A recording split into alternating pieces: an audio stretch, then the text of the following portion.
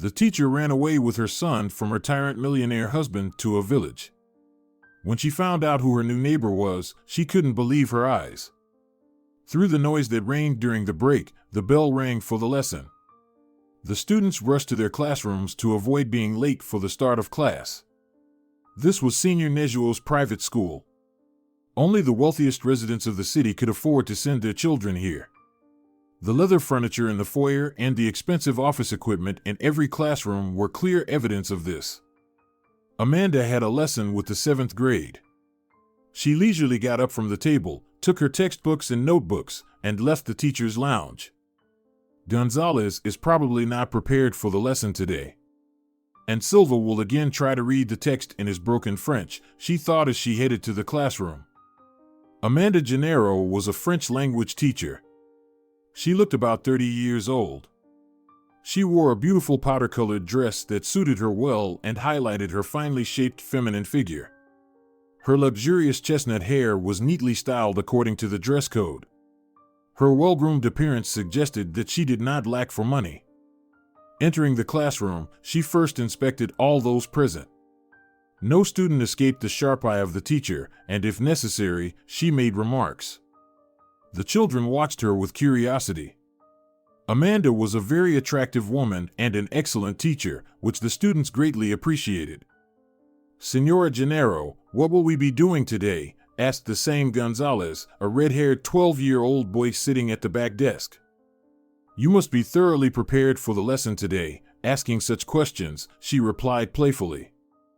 Gonzalez lowered his head because, as the teacher had guessed, he was not prepared for the lesson. "Today we will be talking about how to save the Amazon forests."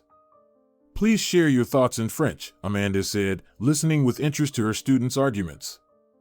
The school day was drawing to a close, and students, along with teachers, began to leave the school. Amanda stepped out of the building and paused. She was in no hurry to go home. She wanted to take a walk, and a few minutes later, she was already heading to the central part of the city. Narrow streets filled with numerous shops adorned with advertisements led here.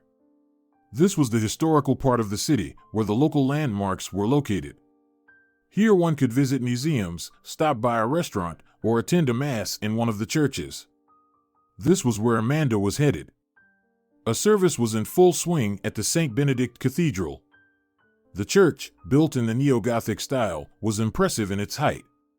She sat in the last row and took a prayer book. After the service, she decided to walk around the church to get a better look at it.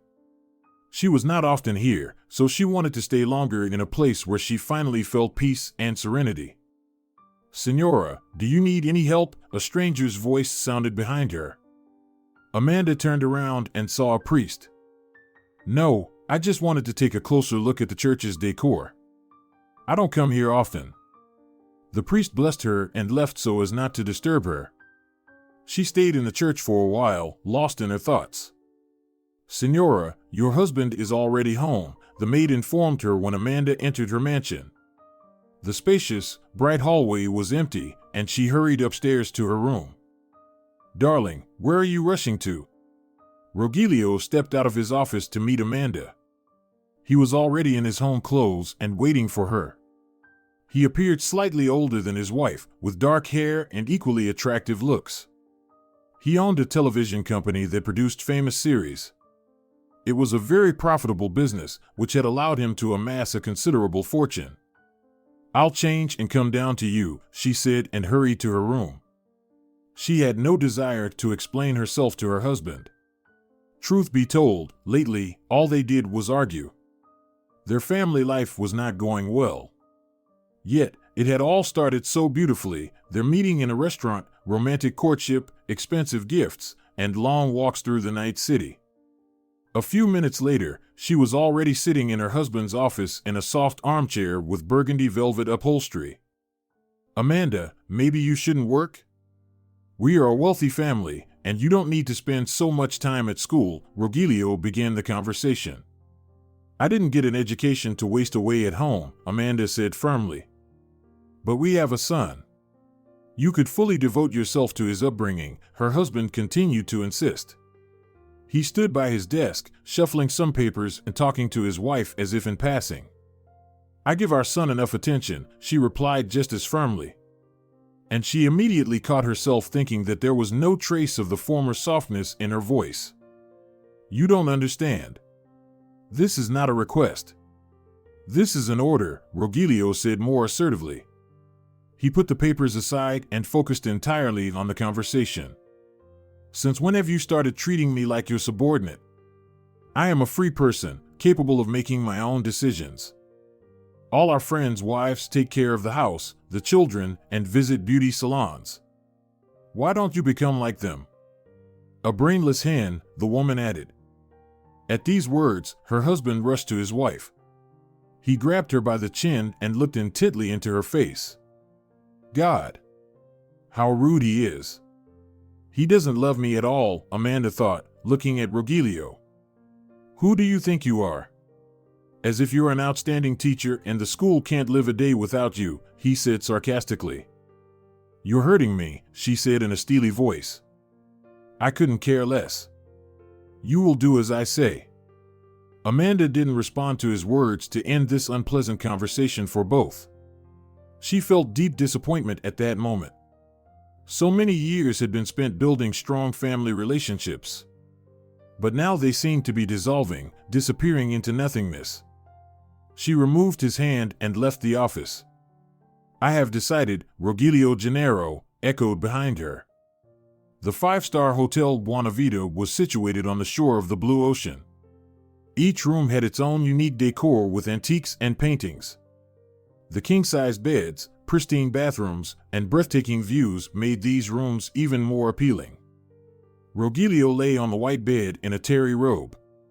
He had just come out of the bathroom and was in a relaxed state. A few minutes later, a dark-skinned brunette emerged from the same place. She was completely naked. "You are my Aphrodite," the man said with longing and beckoned her with his finger. The woman didn't make him wait long and, in an instant, was lying next to him on the luxurious bed. "I forget about everything with you," Rogelio said, looking into her eyes. "But you continue to live with your wife," the naked beauty said resentfully. "But I only think of you, Lucia. My joy, you bring me so much pleasure." Rogelio gently ran his hand over her beautiful body. The brunette softened a bit after these words. "And what about your wife, Amanda? Isn't she able to satisfy your desires?" "Let's leave my wife out of this," Rogelio tried to end the conversation. "Or maybe she's pleasing someone else since you spend time with me. I told you to stop talking about this," Rogelio shouted. Lucia, realizing she had crossed the line, began to soothe her lover with caresses. Rogelio spent the whole day with her. Meanwhile, Amanda was engrossed in her French lessons and spent the entire day at school. After her lessons, she found herself back in the same cathedral where she had attended Mass the day before. There was no service today, so she just sat in the last row and reflected. She had been married to a wealthy man for 7 years, and they had a lovely 5-year-old son. Initially, everything was fine: a loving husband, a wanted child. Amanda did a lot to build their family happiness. She always supported her husband, loved him sincerely, and did everything to please him. But somehow, everything was starting to fall apart now. She didn't know how to save it. Tears quietly rolled down her cheeks, and her gaze was utterly empty. People often come to church when they fear losing something or are searching for answers to worldly questions. A priest sat down next to her. "You are right, Father. I can't find answers to the questions I keep asking myself. That's why I am here." "What troubles you?" "I feel like my marriage is falling apart, like the ground is slipping from under my feet. But I still love my husband and adore my little Jorge. Maybe I've done something wrong before God. Maybe I committed actions for which the Lord is punishing me now. We all make mistakes and sins, my daughter. But the most important thing is to recognize them and strive for correction. God is ready to forgive us all if we sincerely repent. May God bless you and help you find peace and serenity in your heart. Always remember, you are not alone. God is always with you." "Thank you, Father," The woman sincerely thanked the priest. She finally heard words that gave her confidence that everything could still be fixed. The next morning, as Amanda was having breakfast in the dining room, her husband entered. "Dear, you look wonderful today." Rogelio was in a good mood and decided to compliment her. She looked at him questioningly. "What's with you, Rogelio? Are you all right?" Amanda was an attractive woman, but her husband rarely said nice things to her lately. "What's bothering you?" Rogelio began to get angry. He was not dressed, which greatly surprised Amanda. Mom, Dad, little Jorge was already coming down the stairs to the dining room.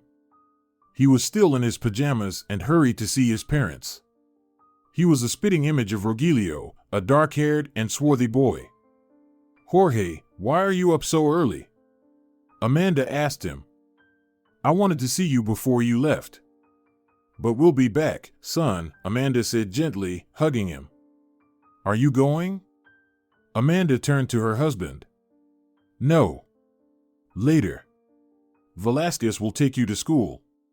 And don't forget, we're invited to a social event tonight. I'll pick you up at 7. This time, no excuses." The luxurious hall exuded an atmosphere of wealth and sophistication. The polished floors gleamed in the bright light. Gold chandeliers hanging from the ceiling scattered their rays throughout the hall. There were many people present. Some were arriving, while others were already pleasantly chatting with acquaintances. Trays with exquisite appetizers were on the tables. Waiters in white jackets with lapels weaved between guests, offering a selection of fine wines. Rogelio and Amanda entered the hall. He was in a black tailcoat, and she was in a long silk dress. "Glad to see you." The host, one of the local millionaires, Jose Ferrero, courteously bowed to the guests. "What a delightful atmosphere you have here, Mr. Ferrero." "Everything is top-notch," Rogelio said flatteringly.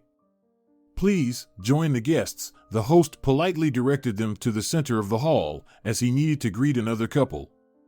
Unexpectedly, they ran into Lucia, the very same woman Rogelio had met at the hotel a couple of days ago. She was Amanda's friend. A rather close one. They had met in school and had been together ever since. Amanda was serious and proper in every way, while Lucia was frivolous and fickle. But their different temperaments and characters never hindered their friendship. On the contrary, Amanda reined in her friend's uncontrollable temperament, while Lucia helped her take life's troubles more lightly. "Lucia, I didn't expect to see you here," Amanda said in surprise. "I didn't expect it either." "You usually avoid such events," Lucia replied, equally surprised. "Yes, Rogelio was insistent today," Amanda tried to justify herself. She didn't like social events and preferred the cozy atmosphere of home. Rogelio felt a sense of awkwardness and tried to lead his wife to the other end of the hall. The evening seemed very dull to Amanda. She sat on a small couch, watching others fake smiles and give insincere compliments. Finally, she got bored and decided to ask Rogelio to take her home. But where was he? Amanda walked around the hall but couldn't find him. So she decided to step out onto the balcony to get some fresh air. Imagine her surprise when she saw her husband there, but not alone. He was in Lucia's arms. They were kissing passionately, oblivious to anyone around them. "Rogelio?" "Lucia," she said in astonishment. At that moment, Rogelio jumped away from Lucia as if scalded. "Darling, you misunderstood," he tried to explain. "Don't apologize to her, Rogelio. Do you think she's a saint?" "No, my dear, you're mistaken," Lucia said with dignity. "Shut up," Rogelio interrupted her. "You understood correctly, Amanda. Rogelio and I are lovers," Lucia continued relentlessly. She realized this was her chance to finally secure her friend's wealthy husband. Amanda approached Rogelio and slapped him. He responded with a slap of his own. Taken by surprise, she fell. "Don't you dare, do you hear me? Don't you dare raise your hand at me," Rogelio hissed, leaning over her. Amanda quickly got up from the floor and looked at the pair with contempt. Rogelio took Lucia by the arm, and they returned to the hall. Amanda hadn't expected such a blow from fate. Her husband and childhood friend, lovers. How could this be? She was in complete turmoil, and a grudge was brewing inside her. Amanda was returning home in a taxi. Numb from everything she had seen, she had run out of the mansion and caught the first car she saw. Sitting in the back seat, she rode in silence, lost in her thoughts. Amanda never expected such a blow from the two closest people in her life. Rogelio, her beloved husband, in the arms of her closest friend. And Lucia? She knew how hard Amanda was trying to preserve her marriage and bring back the former tenderness. Why did she do this? Could it be possible? At home, she locked herself in her room and cried into her pillows so no one could hear her. Despite all the family troubles, she still loved her Rogelio, who turned out to be a scoundrel. What happened to you, Sonora Amanda? The principal pointed to the red mark on the teacher's face. I fell, she muttered, not having time to come up with something more plausible. Were you drunk? The principal suggested. Someone behind the principal giggled, and she turned around. Silence fell. Come to my office, Paula said, leading the way. Amanda followed her. The principal sat at her desk and pointed to a seat opposite her. She looked at Amanda, so young, beautiful, and neat in every way. Paula felt sorry for her. She suddenly softened and felt ashamed of her words. Amanda, what happened to you? She began the conversation in a gentler tone. Family matters. It happens, the young woman replied calmly. And does it happen often? Not often. The principal began to scrutinize her eyes, searching for any answer. But Amanda's green eyes were empty, as if someone had forcibly ripped the life out of them. And the woman realized it was serious. That day Amanda returned home late in the evening. Where have you been? Rogelio met her in the hall. Doesn't matter, she replied, starting to climb the stairs. Rogelio stopped her and dragged her to his office. Did you forget our conversation? You're quitting your job and focusing on the family, Rogelio shouted. Are you mocking me? After everything I saw?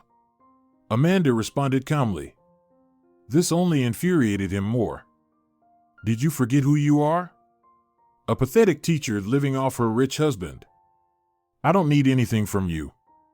I can support myself. You won't last a day without me. I'm telling you again, you quit your job and stay home. Not a chance, Amanda said and headed for the door. Rogelio grabbed her from behind and threw her to the floor. He kicked her furiously. Amanda tried to shield her face with her hands, but it was in vain. The kicks pierced her body with sharp pain.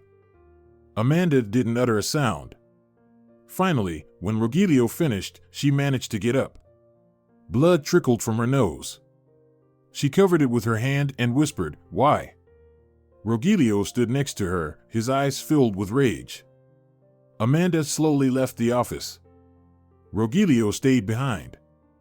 All this time, little Jorge slept peacefully in his room, unaware of what was happening between his parents.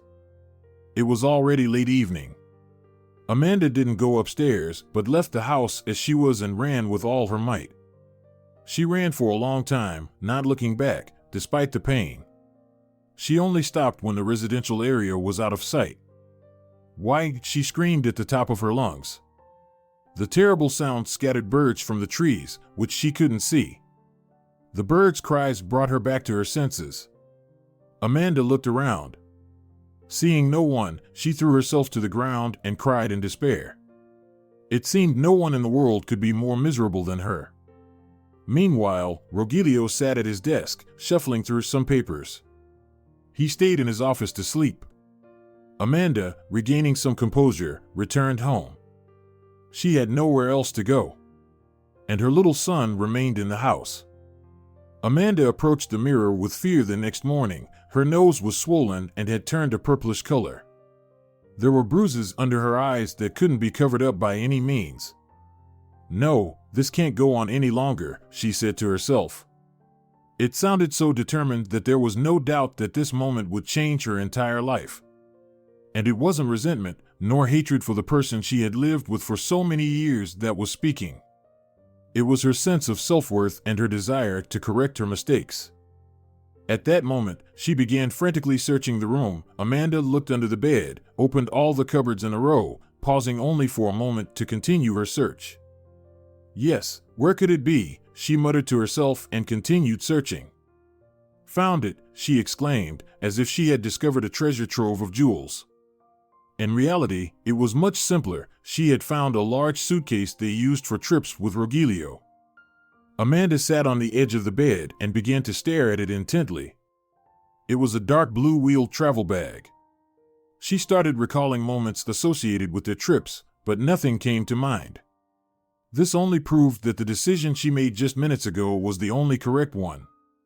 While her husband was at work, she packed the bag, took her son, first documenting her injuries at the hospital, and left. Geriakura, that was the name of the place Amanda arrived at with her son. It was chosen completely at random. She liked the name. There were no relatives or acquaintances here. Mom, why did we come here? You said we were going on an interesting trip. And I'm so tired. When will the fun begin? And why are we without Dad? Asked little Jorge. Be patient, sweetheart. Everything will come.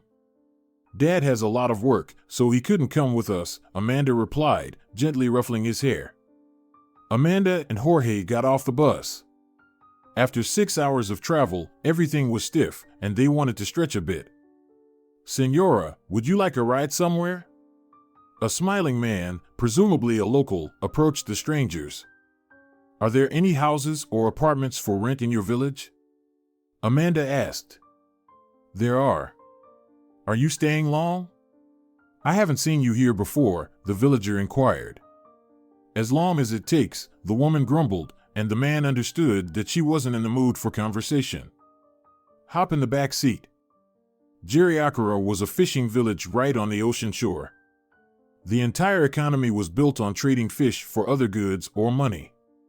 The place was secluded. Rarely did anyone visit, although the locals were quite sociable and welcomed every new face. That's why the man at the bus stop was so happy to see Amanda and her son. After about 10 minutes, he stopped his pickup truck near one of the huts. It was a small wooden structure with a couple of windows and a thatched roof. Do you like it? The man asked cheerfully. Yes, Amanda replied and went inside. The household items were very modest, a wooden bed, a table, and a couple of chairs. Who lived here? She asked the guide. An old lady. After she passed away, the villagers took her simple belongings. And the hut remained. Amanda stood in the middle of the humble abode, looking around. Jorge was utterly confused. Where were the promised entertainments and when would they begin? The guide was also watching her closely. He noticed her carefully concealed bruises on her face, even though she was wearing dark glasses. It's none of my business, he thought. Well, I'll be off then, the man said and left the hut. Sweetheart, are you very tired? Amanda asked her son. Not really. Then I suggest we take a walk along the shore. On the ocean shore, there were unusually white sands and a deserted beach. Only the fishermen in their boats far away were casting nets to catch fish. How about a race? Who gets to the water first? Amanda shouted playfully. Her mood instantly caught on with the boy, and they dashed to the ocean in their clothes. Mom, I'm first. Jorge shouted gleefully as he beat Amanda to the water. The woman watched him frolic and splash in the emerald ocean, and suddenly, she felt so light. She unexpectedly felt free. Although she still had to figure out from what or whom. I'm coming to you, she shouted and dove into the green depths. They splashed and played for a long time, perhaps as they had never done in their entire conscious lives. Rogelio's house was in complete chaos. He didn't find his wife or son when he returned home in the evening. The servants couldn't answer his numerous questions. Where the hell are my wife and son? They left this morning, replied the maid. Where to? We don't know. After hearing this, he dashed upstairs to the bedroom. Rogelio opened the wardrobe and noticed some of Amanda's clothes were missing. Did they take a suitcase with them? He shouted to the maid. Yes, a blue travel bag. He then rushed to his son's room. Almost nothing had changed there either, except for the wardrobe's contents. They've run away, Rogelio hissed. He took out his phone and started dialing his wife. A ringtone sounded from the neighboring room. Amanda had thoughtfully left her phone behind to avoid being tracked. I'll find you anyway. I won't let you get away from me that easily, Rogelio gritted through his teeth. He hadn't anticipated such a turn of events and felt helpless and very lonely at that moment. Meanwhile, Amanda was lying on a wooden bed next to her son. She had brought some bedding to cover the uncomfortable wooden bed. Jorge had fallen asleep almost immediately after playing in the water. Left alone with her thoughts, Amanda began to ponder what she would do in this new, unfamiliar life. Is there a school in this village? Will I be able to continue my teaching career?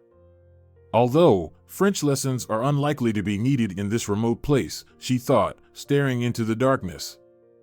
Oh, how could I forget? She almost exclaimed, but caught herself, almost waking her son. Jorge didn't wake up. She quickly jumped out of bed and began searching through her travel bag. Finally, at the very bottom, she found a few sheets of paper and some colored pencils she had taken for Jorge. The woman was very excited. In the dark, she found a lamp and lit it. Amanda sat at the table and took a black pencil in her hand. She thought for a moment, but then began to work, drawing something on the white sheet of paper.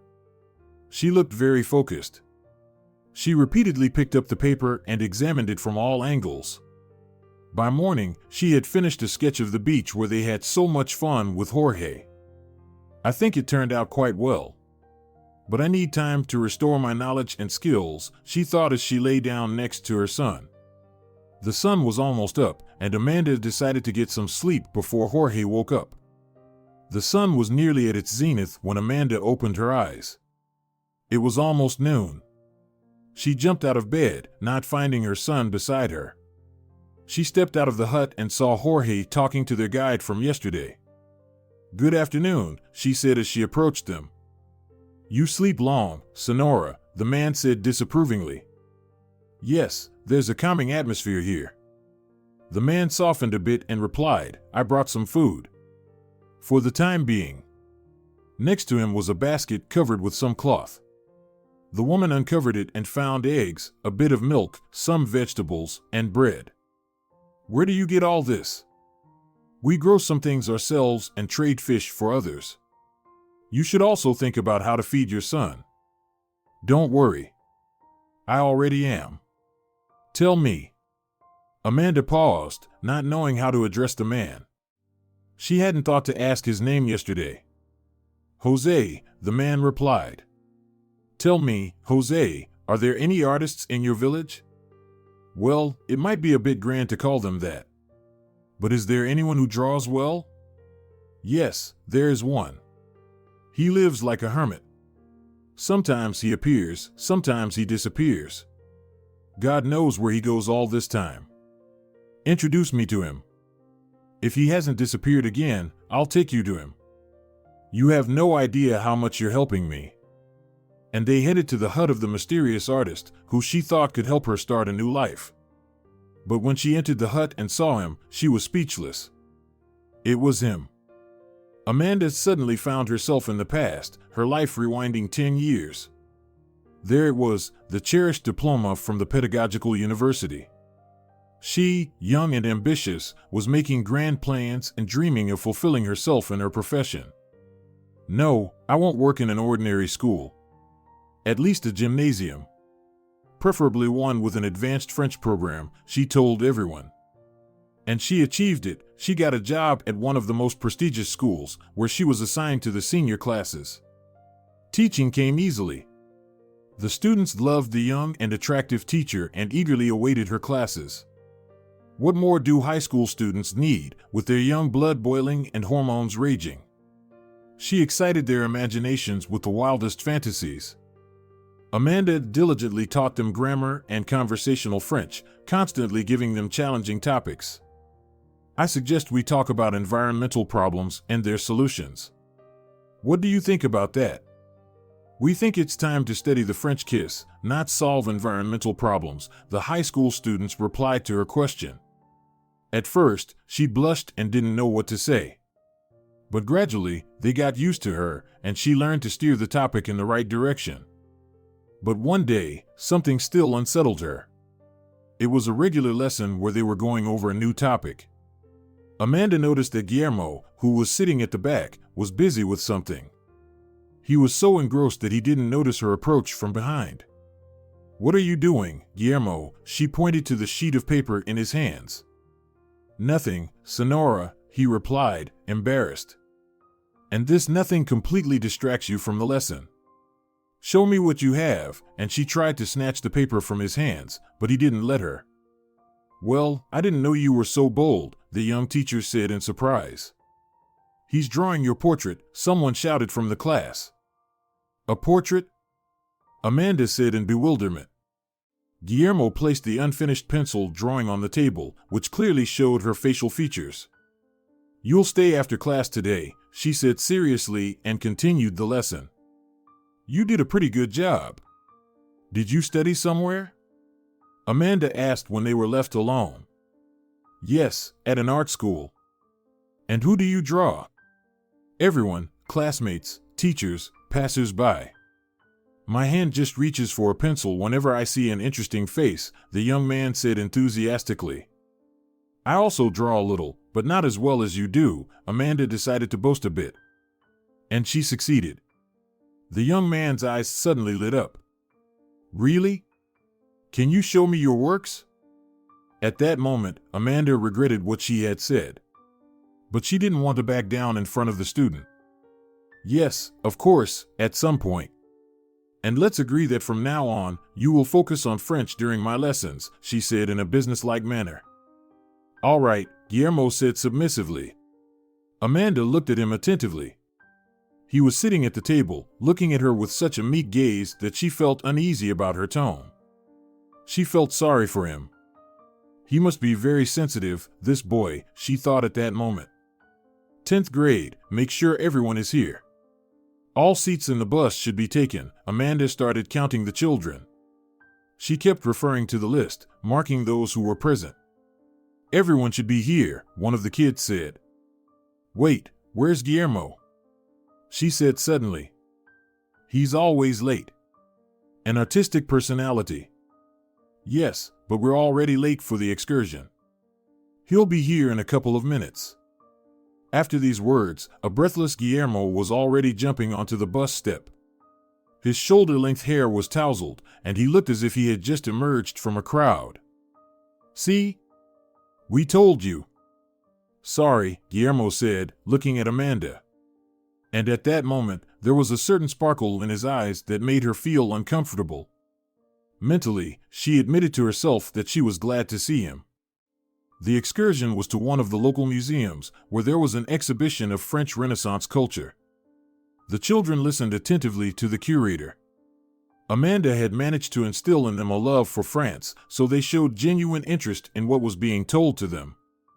And only two people couldn't understand what the exhibition was about. It was Amanda and Guillermo. They walked a little behind the rest. Amanda couldn't stop thinking about that strange sparkle in Guillermo's eyes. And he was happy that he finally had the opportunity to be near his teacher in an informal setting, just like a few weeks ago. They walked silently but did not stray from each other's side. "The boy seems to be in love. But I can't allow myself to do something so crazy. How can I avoid hurting his feelings?" Amanda pondered. Two young and pretty girls were walking along the shoreline of Aswanda Beach, where it was always crowded. They wore bright sarongs and wide-brimmed sun hats. It seemed they intended to swim and relax on the white sand, just like most of the vacationers. "Lucia, you don't understand, he's in love. It's surely his first youthful infatuation." Amanda was very excited as she spoke to her friend. "Oh, come on. Why get so worked up about it? It's just a crush. It passes quickly. Today he's in love, tomorrow he's found someone else. Don't worry about it." Lucia tried to change the subject as she was getting quite tired of it. "No, you don't understand," Amanda persisted. But Lucia wasn't listening anymore. She was flirting with a young man who had come over to her, a guy playing beach volleyball with his friends. She was very attractive, tanned skin, thick black hair, a firm young body that caught the attention of men. "Amanda, we've been invited to join their team." "They're short on people," Lucia suddenly interrupted her friend's monologue. "What team? Isn't this why we came here?" To relax and have fun, Lucia kept her eyes on the young man. "Yes, you're right." Amanda suddenly cheered up and joined in the conversation with the young men. They spent time in a lively company, but by the end of the day, Amanda realized with horror that she was looking for Guillermo's traits in these young men. And she couldn't find them. Yes, she was in love with him. She finally admitted it to herself. Two people sat on the warm white sands of a deserted beach, engaged in a casual conversation. "Amanda, I'm so happy we're together again. I couldn't wait for this moment. The time since our last meeting felt like an eternity," Guillermo said. He looked at her with loving eyes and couldn't get enough of her.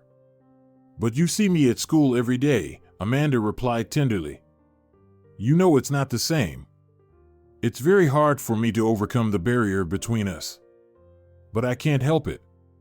My feelings are stronger than me." Amanda looked at Guillermo lovingly, and at that moment their lips met in a kiss. "No, what am I doing?" She suddenly pulled away from her beloved. "Your age is no barrier for me. Love knows no bounds, right?" Guillermo tried to comfort her, gently stroking her head. "Yes, you're right. Thank you for reminding me of that every time. But it's getting harder for me to restrain my feelings at school. I don't know how much longer I can hold on." "Me too." They sat on the hot sand for a long time, unable to stop talking and gazing at each other. The school principal's office was very spacious. In the center stood an office desk with a computer and a phone. The walls were adorned with numerous certificates and diplomas for achievements in education. The principal herself sat in a high-backed chair. She was an elderly woman who had dedicated her life to children. There was a hesitant knock on the door. "Come in," she said firmly. Amanda entered the office. She knew what the conversation would be about, so she behaved very reservedly. "You probably guess why I invited you to my office," the principal said. Amanda was silent. "Please, have a seat," the principal added. Amanda sat down. "I understand, you are a young and interesting woman. But why a student? Was there no one else around you to start a relationship with?" "I don't understand what you're talking about," she replied quietly. "There's no point in denying the obvious. You're not even ashamed to meet with him during breaks, hiding in corners. Teachers have seen you together in cafes and on the beach several times." "Yes, we are in love," Amanda abruptly interrupted her. "I will not allow any kind of love within my school's walls. You're fired." "We don't need this disgrace," the principal's reply was equally sharp. This was Amanda's last day working at that school. No, she couldn't overcome the obstacles and betrayed her feelings. Was she thinking of Guillermo at that moment? Of course, she was. Amanda hoped that this separation would make him forget everything and cool his feelings. That same day, without saying anything to Guillermo, she left the city, hoping to forget everything and start a new life. Guillermo eventually came to terms with the loss, but his feelings for Amanda remained. He could never forget her. Now Amanda enters a cabin where, after 10 years, she sees her school love Guillermo again. He had noticeably matured over the years. But his hair was still shoulder length. She saw the same spark in his eyes as many years ago. "So, you haven't forgotten," she thought to herself. They stood there for a long time, staring at each other. "I've been looking for you," Guillermo suddenly said. I've been thinking about you all these years too. You left so suddenly back then. You didn't even say goodbye," he continued. "The circumstances forced me to. I had no choice. You could have at least written and explained everything. Then it seemed unnecessary. But now." She didn't finish and rushed into his arms. This was what had been bothering her all these years and wouldn't let her rest. No new life could extinguish the spark that had ignited many years ago for this man. She told him about her life, about her tyrant husband, and about her little son whom she brought with her. Guillermo shared his story about how he became an artist and came here for new ideas for his paintings, and that he had met no one since their separation. "Did you really think I wouldn't find you?" At that moment, Rogelio burst into the hut where the two lovers were. Lucia followed him. "I told you she wasn't as simple as she seemed," said the recent friend.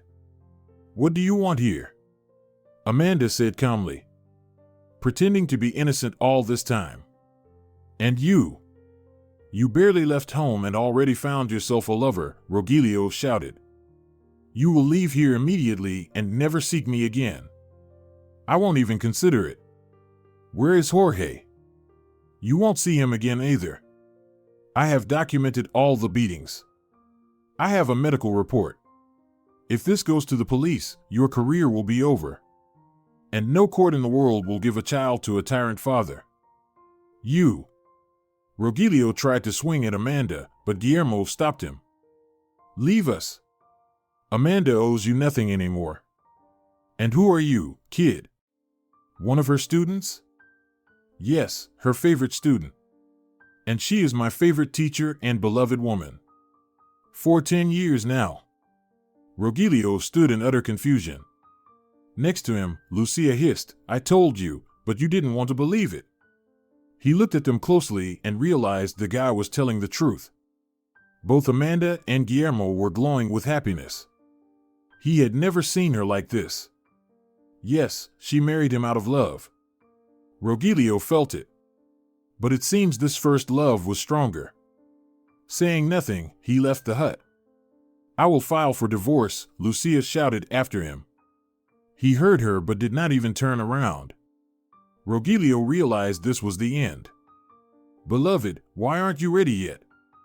"We need to leave in a couple of minutes," Amanda said to Guillermo, who was adding something to a painting. "Just a little more, dear." "Just one more stroke," he replied, not looking up from his work. Amanda approached him from behind and hugged him. "Daddy, Daddy," two little girls, 3 and 4 years old, burst into the room. "Anna, Vittoria, don't disturb your father, or we won't make it in time today." Amanda tried to calm them down, but the little ones ran out immediately. "Now it's done, we can get ready." Guillermo stepped back and took another look at his painting. "I'm glad. Your tuxedo is waiting for you in the room." Amanda was already in her evening dress, waiting for her husband to go to his first exhibition. Finally, Guillermo, Amanda, everyone is already here. The administrator greeted the couple as they entered the exhibition hall. Portraits of various people were neatly hung on the walls, and the numerous audience was examining them with interest. "Guillermo, your moment of glory has arrived," Amanda said. "Our moment of glory," Guillermo corrected her and walked towards the microphone. "Ladies and gentlemen, may I have your attention, please? I give the floor to the author of today's exhibition, Guillermo." The voice echoed through the microphone. All the guests turned their gaze towards him. "Dear guests and art lovers, I am happy to welcome you to the opening of my exhibition. This is a very important moment in my life. Finally, I can share with you my creations and the ideas that inspire me. Each work presented here became for me not just a painting on canvas, but a part of myself. In every stroke, in every line, I tried to convey my feelings, thoughts, and dreams. And I hope they will astonish, inspire, and ignite your imagination. I would like to introduce you to my muse, as well as my colleague in the creative workshop and my wife, Sonora Amanda. She is the one who inspired me to take this step and helped me through this journey from beginning to end. I wish you all a pleasant time and such inspiring and fateful encounters. Thank you for being here today. After these words, he looked at Amanda, and the sparkles in their eyes glowed again, just as they did 10 years ago. Though perhaps they never dimmed all this time. Because everyone has a soulmate who completes them. And the main thing is not to lose them, and if you do, to do everything to reunite. Dear viewers, if you enjoyed the story, please support the video by liking it and leaving a comment. Thank you very much.